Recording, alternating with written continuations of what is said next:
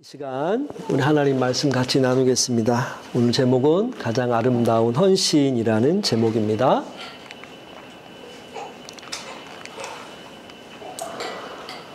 사람은 누구나 자신에게 가장 가치 있는 것을 위해 살아가지요. 어떤 사람은 돈을 위해 살아가기도 하고, 어떤 사람은 자녀를 위해 살아가기도 하고, 또 어떤 사람은 명예를 위해서 살아갑니다. 또 어떤 사람은 자신의 꿈을 위해서 살아가고, 그렇게 살아가죠. 우리 괜찮은데, 괜찮아요. 애기 울어도 괜찮습니다. 그 사람이 가장 소중히 여기는 것, 결국 그의 시간과 삶, 헌신의 방향을 그것이 결정을 하죠. 오늘 본문에도 세 종류의 사람이 등장합니다. 첫 번째는 예수님을 죽이려는 사람, 두 번째는 예수님께 자신의 가장 귀한 것을 드린 여인, 세 번째는 예수님을 은 30에 팔아버린 가룟 유다가 등장합니다.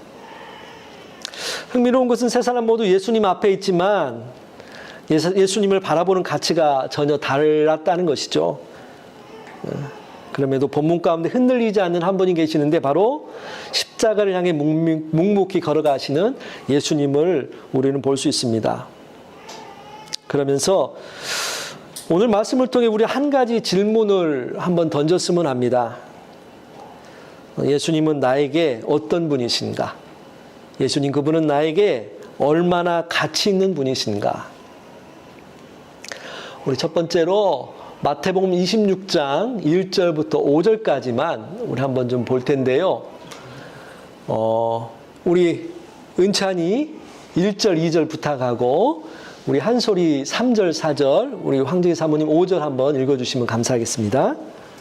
예수께서 이 말씀을 다 마치시고 제자들에게 이르시되 너희가 아는 바와 같이 이틀이 지나면 유월절이라 인자가 십자가에 못 박히기 위하여 팔리리라 하시더라. 그때 대제사장들과 백성의 장로들이 가야바라 하는 대제사장의 관정에 모여 예수를 흉계로 잡아 죽이려고 의논하되 말하기를 밀련이 나가노니 명절에는 하지 말자. 네, 예수님은 유월절 어린 양이 되기 위해 이 땅에 오셨습니다. 예수님의 마지막 설교를 마친 후 이렇게 시작하죠. 이틀이 지나면 유월절이라 인자가 십자가에 못 박히기 위하여 팔리리라. 2절 말씀이죠. 예수님은 자신의 죽음을 모르고 당하시는 분이 아니셨습니다. 십자가는 사고가 아니었습니다. 예수님은 언제 어디서 왜 죽으실지를 정확히 알고 계셨습니다. 그리고 우리가 여기서 주목해 볼 단어는 유월절이라는 겁니다. 예수님은 단순히 이틀 후에 내가 죽는다 하지 않으셨고 유월절이라는 말씀을 넣어서 말씀하셨습니다. 왜 그랬을까요? 여러분, 유월절이 어떤 날이죠? 출애굽기 12장에 보면 430년 동안 애굽의 노예가 되었던 이스라엘 백성들이 구원받았던 날이 유월절이죠. 하나님은 말씀하셨어요. 흠없는 어린 양을 잡아 그 피를 문설주에 바르라. 죽음의 사자가 그 피를 보면 심판이 어떻게 될까요? 지나갔어요. 뛰어넘었어요. 지나갔어요. 그래서 이 이름이 유월절. 우리는 이제 영어로는 패스오버라고 하죠. 패스오버. 어린 양이 죽었어요. 그리고 그 죽음으로 인해 장자들이 살 수 있게 되었어요. 이것이 유월절입니다. 예수님은 말씀하십니다. 이제 내가 그 어린 양이다. 출애굽기의 어린 양은 한 가정을 살렸다면 예수님은 세상을 살리기 위한 어린 양이 되셨던 겁니다. 그래서 고린도전서 5장 7절에 이렇게 되어 있죠. 줄친 부분만 한번 같이 읽어볼까요? 시작. 우리의 유월절 양 곧 그리스도께서 희생되셨느니라. 우리의 유월절 양 곧 그리스도께서 희생되셨느니라. 이것을 조금 어려운 말로 하면은 대속이라고 합니다. 대속. 누군가가 대신 죽어주는 거예요. 누군가가 대신 죽어야 내가 사는 거예요. 대속. 예수님은 바로 그 대속의 어린 양이 되셨습니다. 그런데 사람들은 전혀 다른 생각을 하고 있었습니다. 3절 우리 한번 볼까요? 자, 3절 같이 읽겠습니다. 시작. 그때 대제사장들과 백성의 장로들이 가야바라 하는 대제사장의 관정에 모여. 대제사장들과 장로들이 모입니다. 그들의 목적이 무엇이었나요? 4절 보니까 예수를 흉계로 잡아 죽이려고 의논하되. 예수님을 죽이는 것이 그들의 목적이었어요. 그런데 또 하나 흥미로운 것 5절 보니까 언제는 하지 말자? 명절에는 하지 말자. 이때 명절이 언제라고요? 6월절. 와, 오늘 설교하는데 힘이 나네요. 뭐 6월절 맞아요. 어제가 미국의 250주년 독립기념일이었죠. 그래요. 저희 집이 이제 그 보도 근처라 그런지 폭죽 소리가 밤에 한 1시간 가까이 들리더라고요. 10시 좀 전부터 11시 가까이까지. 아, 참 돈 많다. 폭죽 소리가 막 계속 들리는 거예요. 당시 예수님 당시 6월절은요. 단순한 종교 행사가 아니었습니다. 오늘날로 말하면 이스라엘의 독립기념일과 같은 날이에요. 애굽에서 해방된 날을 기념하는 절기였습니다. 그런데 당시 이스라엘은 어땠나요? 또다시 로마의 지배를 받고 있었잖아요. 그래서 6월절만 되면 사람들이 기대했어요. 하나님께서 애굽에서 우리를 구원하여 주셨듯이 이 로마로부터 우리를 구원해 주시지 않을까. 이런 기대감이 있었던 거예요. 그래서 메시아, 구원자 메시아에 대한 기대가 아주 최고조에 이르렀을 때가 6월절이었던 거죠. 그래서요, 일반적으로 그 예루살렘 그 성전에는 전국에서 또 혹은 해외에서 순례객들이 오고 제사를 드리곤 했었는데 평소에는 5만에서 한 10만 정도 예배를 드리러 왔다고 그래요. 근데 요세푸스의 그 글에 보니까 이 6월절에는 270만이 모였대요. 근데 좀 과장된 게 아닌가 학자분들은 이야기하더라고요. 그렇게 많이 모일 수 없다는 거예요. 숙소도 부족하고 물도 부족하고. 어쨌든 일반적으로 그래서 한 20만 명 정도 이 당시에 6월절에 사람들이 모였다고 얘기해요. 그러니 어떠했을까요? 로마 입장에서는, 총독 입장에서는 긴장할 수밖에 없었겠죠. 그래서 평소에는 가이사랴라는 곳에 머물다가 이 6월절이 다가오면 이제 예루살렘으로 옵니다. 이 총독이. 그리고 성전 옆에 있는 안토니아 요새라는 곳에서 군인들과 같이 있는 거예요. 군인들이 대기하고 있는 거예요. 그곳에서. 혹시라도 폭동이 일어난다면 어떻게 해요? 바로 즉시 투입해가지고 진압하려고. 당시 대제사장들도 그것을 알고 있었던 것입니다. 그래서 명절에는 하지 말자. 만약 폭동이 일어나면 자신들에게도 피해가 가니까. 당시 기득권층, 정치인들이니까요. 예수님은 불과 며칠 전 예루살렘에 입성하셨잖아요. 근데 그때 어땠습니까? 많은 사람들이 호산나만 외치면서 예수님을 따랐죠. 수많은 무리들이. 자칫 명절에 공개적으로 예수님을 체포했다가는 밀란이 일어나지 않을까 걱정했던 겁니다. 그래서 그들은 말합니다. 명절에는 하지 말자. 그런데요, 결국은 어떻게 되냐면 예수님은 6월절 날 돌아가십니다. 하나님은 6월절을 택하셨어요. 왜냐하면 예수님은 6월절에 어린 양이 되셔야 했기 때문에 사람들이 아무리 수를 써도 하나님의 구원의 계획은 바꿀 수가 없었던 거예요. 화해의 아이라는 책이 있습니다. 선교사 돈 리처드슨이라는 사람이 인도네시아의 그 파푸아라는 그런 지역이 있습니다. 한쪽 끝에 이렇게 붙어 있는데 뉴기니라고도 하죠. 그곳에 사위 부족, 그들에게 복음을 막 전하고 선교 활동을 했어요. 근데 이 사람들이 받아들이질 않는 거예요. 끊임없이 전쟁을 하고 서로 싸우고 그래요. 다른 부족하고. 복음을 전했지만 예수님의 십자가에 대해서 이해를 하지 못하는 거예요. 오히려 예수님을 팔아넘긴 가룟 유다에 대해서 이 배신자 가룟 유다를 영웅처럼 생각하는 거예요. 그들의 문화 속에서는 상대를 속이는 사람이 승리자라는 생각들이 있었다는 거예요. 그러던 어느 날 한 부족의 추장이 갓 태어난 자신의 아들을 원수의 부족에게 안기어주는 장면을 보았습니다. 그리고 그 아이를 화해의 아이, Peace Child라고 불렀던 거예요. 그 아이가 살아있는 동안에는 그 부족들 간에는 다시 전쟁이 일어나지 않는 거예요. 자기 친아들을 상대 부족에게 보내는 그 양자 의식을 통해서 서로 공격하지 않는 거죠. 가장 사랑하는 아들을 내어주는 것이 화해의 증거였기 때문입니다. 그래서 그 순간 이 선교사님이 깨달았어요. 예수님, 그분이 누구시냐? 그분은 바로 하나님께서도 가장 사랑하는 독생자를, 그 하나님께서 가장 사랑하시는 하나뿐인 독생자이시다. 그분을 우리에게 보내주셨다. 그분이 예수님이시다. 그 뒤로 사람들은요, 예수님을 믿게 됐고 알게 됐고 부족 간의 그런 적대감도 줄어들었다고 해요.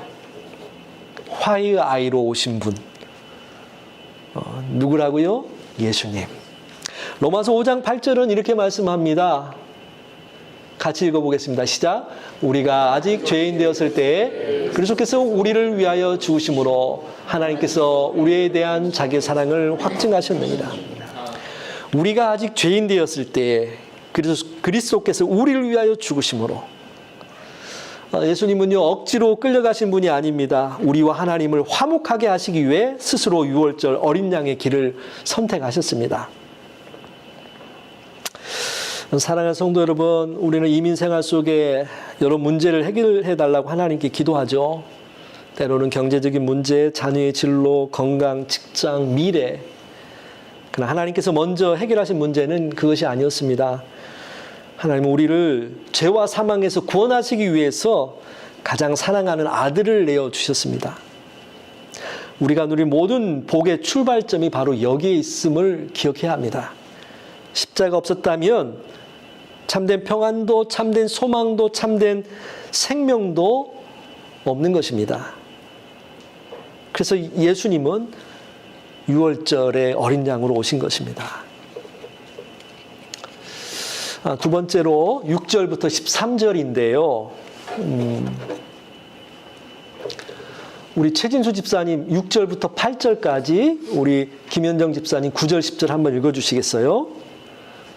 예수께서 베다니 나병 환자 시몬의 집에 계실 때 한 여자가 매우 귀한 향유 한 옥합을 가지고 나와서 식사하시는 예수의 머리에 부으니 제자들이 보고 분개하여 이르되 무슨 의도로 이것을 허비하느냐. 이것을 비싼 값에 팔아 가난한 자들에게 줄 수 있었겠도다 하거늘 예수께서 아시고 그들에게 이르시되 너희가 어찌하여 이 여자를 괴롭게 하느냐. 그가 내게 좋은 일을 하였느니라. 아멘. 은혜를 경험한 사람은 예수님의 가치를 압니다. 우리 앞서 3절에는 대제사장들의 모습을 우리가 엿보았습니다. 그들은 어떤 사람들이었습니까? 당시에 기득권자였고 정치적인 지도자, 사회적인 고위층들이었습니다. 그들에게는 화려한 건물이 있었고 권력이 있었고 종교가 있었습니다. 그러나 그곳에서는 예수님을 죽일 계획이 세워지고 있었죠. 근데 마태는 갑자기 장면을 바꿉니다. 6절. 예수께서 베다니 나병 환자 시몬의 집에 계실 때에, 왜 하필 마지막 죽음을 앞둔 이틀, 그 시간에 나병 환자 시몬의 집에 가셨을까요? 왕궁도 아니고 대제사장의 집도 아니고 부자의 집도 아니고 사회에서 가장 멀리 밀려나 있던 사람의 집입니다. 그것이 예수님의 마지막 이틀입니다. 나병 환자, 어떤 사람이었을까요? 당시에 나병은요, 레위기 13장 14절을 보면 아주 부정한 상태로 여기는, 아주 사람들이 터부시하고 멀리 할 수밖에 없었던 그런 질병이었습니다. 나병 환자는 공동체 안에서 살아갈 수가 없었어요. 가족과 함께 식사할 수도 없었고 함께 예배 드릴 수도 없었습니다. 사람들을 만나면 자신에게 오지 못하도록 부정하다, 부정하다 외쳐야 했어요. 자신에게 가까이 오지 말라는 경고였던 거죠. 질병보다 더 큰 고통은요, 고립이었어요. 외로움이었던 거죠. 사람들에게 버림받고 공동체에서 밀려나고 심지어 하나님께도 버림받았다고 생각하며 살아야 했던 사람들이 이 나병 환자들이었습니다. 당시 사람들의 눈에 나병 환자는요, 살아는 있지만 죽은 사람과도 같았어요. 그런데 그런 집에 누가 오셨다고요? 예수님. 그래, 예수님이 오셨어요. 예수님이 오셨어요. 그런데 그렇다면 이 시몬이 아직도 나병 환자였을까요? 아니죠. 아이고, 은율이가 제일 대답도 잘하고 그냥 고개도 흔들고 그래, 그렇지 않았겠죠. 왜냐하면 나병을 앓고 있었다면 유대인들의 그 관례상 그 집에 모여 잔치를 할 수 없는 거예요. 율법상으로도 불가능했어요. 그래서 이 시몬이라는 사람이 이미 치료를 받아서 예수님을 모시고 잔치했다는 게 일반적인 거죠. 마치 그 성경에 맹인 바디메오가 나오잖아요. 치료를 받았어요. 그럼에도 여전히 성경에서 맹인 바디메오라고 부르는 것처럼 이렇게 나병 환자 시몬의 집 예수님께서 가신 거예요. 맹인이 눈을 떴지만 사람들은 기억하죠. 옛날엔 그가 맹인이었다고. 예수님이 치료해 주셔서 그렇게 낫게 되었다고. 마찬가지로 나병 환자 시몬, 저 사람 나병 환자였다고. 근데 예수님이 치료해 주셔서 저렇게 건강하게 살고 있다고. 자신의 평생 삶을 살아가면서 과거를 잊지 않게 도와주는 거죠. 주님께서 나를 새롭게 하셨다. 내가 과거에 이런 사람이었는데 주님께서 나를 고쳐주셨다. 그 기억이 그의 집을 예수님을 모시는 집으로 만들었습니다. 그런데 평행 본문 요한복음 12장에 보니까요, 조금 더 이 잔치에 대해서, 식사하시는 모습에 대해서 구체적으로 나와 있습니다. 예수님께서 베단이라는 곳에서 죽은 사람을 한 명 살리셨는데 그 누구이죠?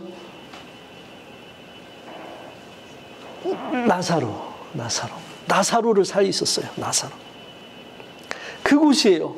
오늘도 베단이 나병 환자 시몬의 집인데 6월절이라서 예루살렘 성전에 이제 묵을 곳이 많지 않으니까 예수님이 그 옆에 있는 조금 떨어지는 동네 베단이라는 곳에 가신 거예요. 그곳에서 예전에 고쳐주셨던 시몬의 집에 예수님이 가신 거죠. 그리고 그 옆에는 누가 있어요? 예전에 죽었던 나사로를 살리신 그 나사로가 있는 거예요.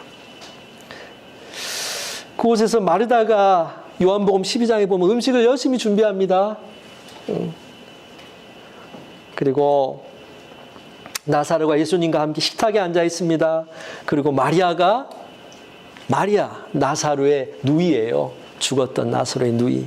이 누이가 향유를 갖고 옵니다. 죽었던 나사로, 나병 환자로부터 치유받은 시몬, 그 집에는 모두 하나님의 은혜를 경험한 사람들이 모여 있습니다. 그리고 감사가 넘쳤습니다.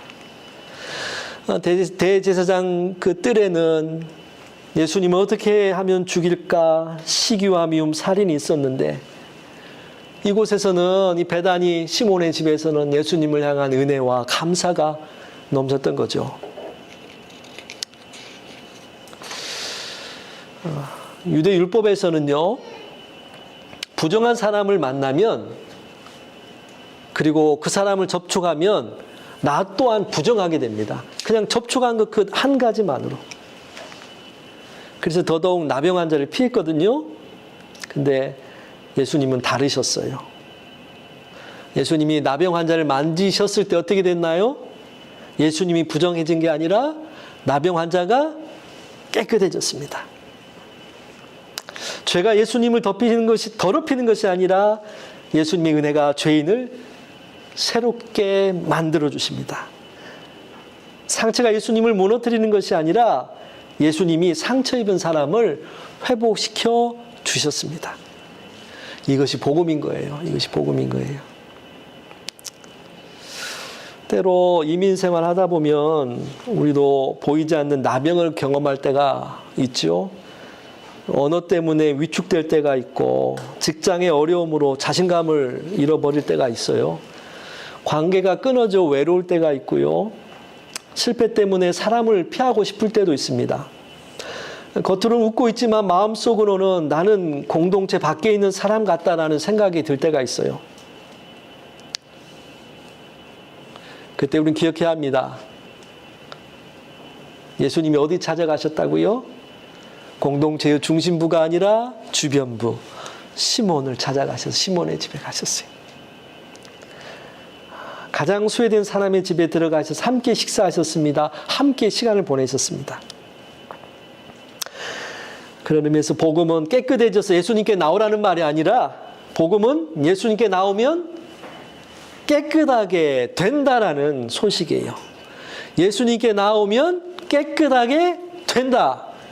내가 어떠한 모습으로 살아가든지 다시금 예수님 앞에 나아가면 예수님이 나를 새롭게 하신다.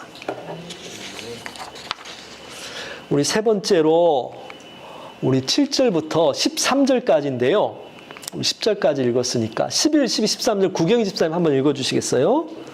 가난한 자들은 항상 너희와 함께 있거니와 나는 항상 함께 있지 아니하리라. 이 여자가 내 몸에 이 향유를 부은 것은 내 장례를 위하여 함이니라. 내가 진실로 너희에게 이르노니 온 천하에 어디서든지 이 복음이 전파되는 곳에서는 이 여자가 행한 일도 말하여 그를 기억하리라 하시니라. 네, 아멘. 여기서 나온 여자가 마태복음에는 정확히 나오진 않은데 요한복음과 마가복음에는 누구라고요? 마리아라는 거예요. 예수님께 향유를 부었어요. 근데 이게 순전한 나드 향유라고 요한복음과 마가복음은 말씀해주고 있어요. 순전한 나드 향유. 그걸 보면서 사람들은 낭비라고 막 뭐라고 했어요. 혼냈어요. 이 여인을요. 그러나 예수님은 이 일이 아름다운 일이다 말씀하시는 거죠. 당시에 이 나드 향유 이 값이요 얼마나 될까요? 이 조그마한 병이 있었겠죠. 향유 병. 보니까 요한복음은 300데나리온이라고 말씀하고 있어요. 1데나리온이 한 사람 성인의 하루 노동자 품삯이라고 전에 한번 말씀드렸었죠. 거의 1년치 연봉입니다. 50,000나 80,000 정도 되는 중형 신형 자동차를 하나 살 수 있는 금액.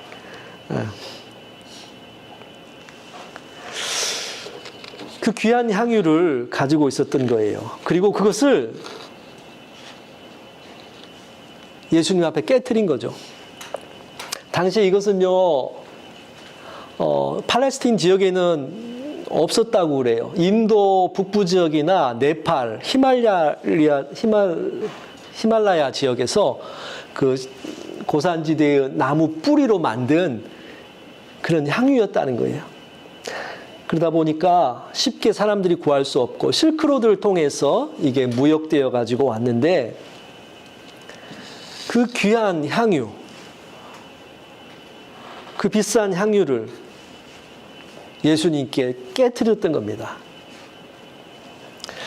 학자들은 몇 가지 가능성을 얘기하더라고요. 가장 널리 받아들여진 견해는 결혼을 위해 준비한 향유였을 것이다. 혼수품이었다.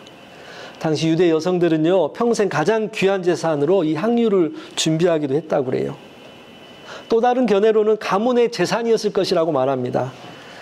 당시 향유는 단순한 화장품이 아니라 금과 같이 보관하는 자산적 가치가 있었다는 거예요. 어떠하든 분명한 것은 이 향유는 마리아라는 여인에게 가장 값진 것이었다는 거예요. 당시 관례는 손님이 오면 물로 손과 발을 씻겨주고 쉽게 구할 수 있는 올리브유를 이렇게 발라주었는데, 마리아는 어떻게 했어요? 가장 비싼, 값비싼 나드의 향유를 예수님께 부었던 겁니다. 단순히 부었다고 하지 않고 다른 복음서 보니까 옥합, 그 향유를 담아놨던 항아리를 깨트렸다는 거예요. 그 말은 한번 깨트리면 다시 사용할 수 없다는 거죠. 남겨둘 수도 없습니다. 전부 쏟아야 돼요. 마리아는 예수님께 일부를 드린 것이 아니라 전부를 드렸어요. 자신의 전부를. 마태복음은 머리에 부었다고 하는데 요한복음에는 발에 부었다고 그래요. 이게 그런데 서로 모순되지 않는 게 그 양이 많으니까 머리에도 붓고 흘러내리면 또 다리에도 붓고, 그리고 자신의 머리털로 예수님의 발을 닦았다라고 성경은 말씀해 주고 있죠.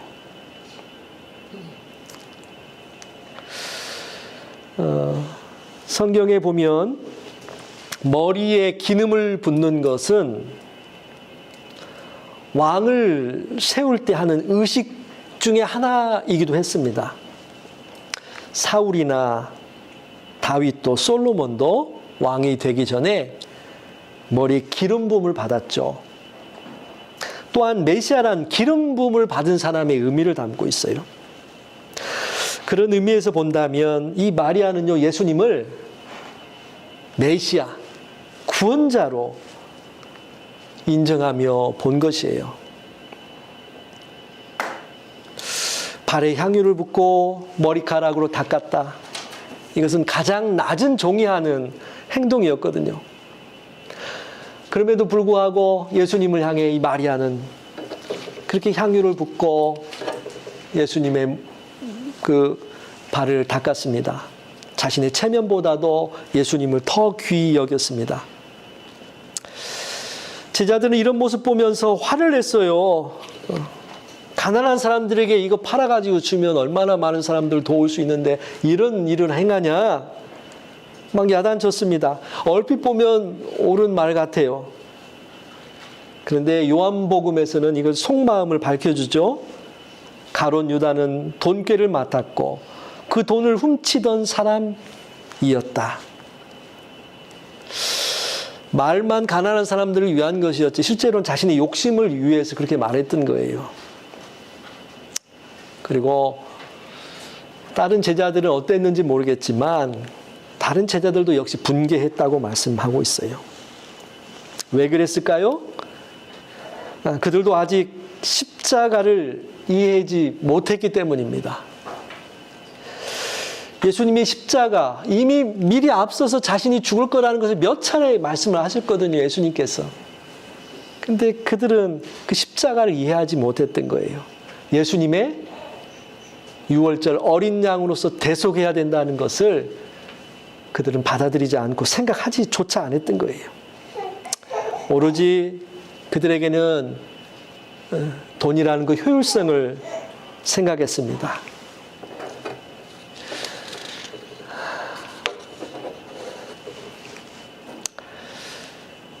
그러면서 예수님께서 이렇게 말씀하세요. 제자들에게 그만해라 하시면서 이 여인이 내게 좋은 일을 하였느니라. 내게 좋은 일을 하였느니라. 여기서 좋은이라는 단어는요, 칼로스라는 단어예요. 제가 신혼 때 타던 차가 대우 칼로스였는데 칼로스가 여기서 나왔더라고요. 단순히 착하다라는 뜻이 아니고 아름답고 고귀하고 귀한 일이다라는 거예요. 예수님이 이렇게 말씀하세요. 이 여자가 내 몸에 이 향유를 부은 것은 내 장례를 위함이니라. 12절에 있죠. 이 여자가 내 몸에 이 향유를 부은 것은 내 장례를 위함이니라. 십자가 전에 장례를 준비한 거예요. 십자가 이후에는 향유를 바를 시간이 없었습니다. 그 사람은 누구였습니까? 이 마리아 한 사람, 이 여인 한 사람뿐이었어요. 13절에 예수님께서 그러면서 이렇게 선언하시죠. 같이 한번 읽어볼까요? 시작. 내가 진실로 너에게 이르노니 온 천하에 어디서든지 이 복음이 전파되는 곳에서는 이 여자가 행한 일도 말하여 그를 기억하리라 하시니라. 예수님은 그녀의 헌신을 복음과 함께 기억하게 하셨습니다. 왜입니까? 복음이란 하나님께서 우리를 위해 가장 귀한 것을 아낌없이 내어주신 이야기이기 때문입니다. 그리고 이 마리아라는 여인 또한 자신의 가장 귀한 것을 예수님을 위해 가장 아낌없이 내어준 이야기입니다. 말씀을 좀 마무리하겠습니다. 오늘 우리에게 향유는 무엇일까요? 오늘 살아가는 우리에게 향유는 시간일 수도 있을 거예요. 어떤 분들에게는 재능일 수도 있을 것이고, 미래의 계획일 수도 있을 것이고, 자존심일 수도 있을 것입니다. 우리는 캐나다에 좋은 자녀 교육을 시키기 위해서, 혹은 워라밸이 있는 삶, 가족과 함께하는 삶을 위해서, 혹은 더 나은 미래를 꿈꾸며 이곳에 왔는지도 모릅니다. 그것 자체가 잘못된 것은 아닙니다. 하지만 예수님보다 성공이, 예수님보다 자녀가, 예수님보다 생계가 더 큰 우선순위가 된다면 우리의 모습을 돌아보아야 합니다. 오늘 본문에서 마리아는 향유보다 예수님이 더 귀하다는 것을 알았습니다. 그래서 향유를 깨뜨렸습니다. 그런데 그보다 더 귀한 예수님을 얻었습니다. 오늘 이 시간 성경은 마리아를 통해 우리에게 질문합니다. 당신의 가장 귀한 것, 그것은 누구를 위해 사용되고 있습니까? 함께 기도하시겠습니다.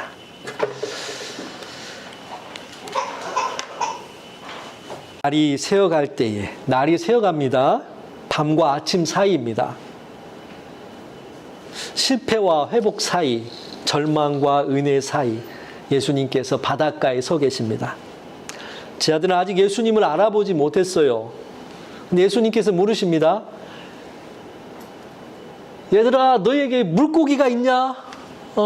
아마 좀 멀리 떨어져 있어요. 큰 소리로 이렇게 물어보셨겠죠. 거기 물고기 있습니까? 없습니다. 잡은 것이 없습니다. 보여줄 것이 없습니다. 내세울 것이 없습니다. 예수님께서 말씀하십니다. 그물을 배 오른편에다가 쳐라. 제자들이 그물을 던졌습니다. 어떻게 되었지요? 물고기가 가득 잡혔습니다. 성경 보니까 숫자까지 기록하고 있어요. 153마리. 우리 모나미 볼펜 아시죠? 153. 153마리가 잡혔어요. 들을 수 없을 정도로 그물을. 그때 예수께서 사랑하시는 제자가 베드로에게 말합니다. 아마 우리 요한으로 추측해 볼 수 있습니다. 주님이시다. 주님이시다. 그 말을 듣자 베드로가요, 우퉁을 벗고 아마 일하고 막 힘드니까 땀나니까 그러지 않았을까 싶은데 겉옷을 두르고 바다로 뛰어듭니다. 왜 뛰어들었을까요? 바로 주님을 사랑했기 때문이죠. 실패했지만 사랑은 사라지지 않았습니다. 부인했지만 은혜를 향한 갈망은 그에게 남아있었던 거예요. 그는 누구보다도 빨리 예수님께 가고 싶어 했습니다. 그리고 그가 해변에 도착했을 때 무엇을 보았을까요? 9절? 우리 예진이 한번 읽어볼 수 있나? 9절 시작. 육지에 올라오니 숯불이 있으니 그 위에 생선이 놓았고 떡도 있었다. 숯불이 있었습니다. 숯불. 요한이 굳이 숯불이라고 말합니다. 앞서 말했죠. 18장과 21장 딱 두 번에 나온 단어. 이 숯불. 예수님은 베드로의 상처를 피하지 않으셨습니다. 예수님은 숯불을 치워버리지 않으셨습니다. 오히려 숯불을 피워놓고 그 아픈 상처가 담겨있는 숯불을 피워놓고 기다리셨습니다. 우리는 상처의 장소를 때로는 피하고 싶죠. 실패를 떠올리게 하는 사람, 또 장소, 냄새, 환경, 그 이야기들을 우린 피하고 싶어 해요. 물론 때로는 그런 시간이 필요합니다. 거리 두는 것도 필요해요. 그러나 예수님께서 하시는 회복은 단순히 그런 과거의 상처와 아픔의 기억을 지워버리시는 게 아니었던 거죠. 예수님은 같은 숯불 앞에서 베드로를 다시 만나신 거예요. 첫 번째 숯불은 대제사장 집안의 그 뜰에서 있었는데 두 번째 숯불은 갈릴리 바다에 있습니다. 그것은 예수님을 첫 번째 만났던 곳이기도 하죠. 첫 번째 숯불 곁에는 종들과 경비병들이 있었습니다. 두 번째 숯불은 부활하신 주님이 그곳에 계십니다. 첫 번째 숯불 앞에서 베드로는 두려움 때문에 자기 자신을 지키려 하고 예수님을 부인했는데 두 번째 숯불 앞에서 예수님은 베드로를 회복시키기 위해서 숯불을 피워놓고 아침을 준비해 놓으셨던 겁니다. 여기서 우리는 예수님의 마음을 봅니다. 예수님은 베드로를 만나자마자 책망하지 않으셨어요. 내가 말했었지. 너 부인할 거라고 말했었지. 너 어떻게 그럴 수 있냐 이놈아 하면서 혼내지 않으셨어요. 예수님의 첫 초청은 이거였어요. 이리 와. 힘들고 배고프지? 밥 먹자. 밥 먹자. 책망보다 베드로를 향한 식탁을 먼저 준비하셨습니다. 그렇습니다. 회복은 정죄의 자리에서 시작되지 않았습니다. 회복은 주님이 차려주신 은혜의 식탁에서 시작되었습니다. 이것이 복음이죠. 이것이 복음. 혹시 우리가 잘못하며 살았다 할지라도 예수님은 우리의 잘못과 실패에 대해서 꼬치꼬치 따져 물으시고 그에 대해서 책망하지 않으십니다.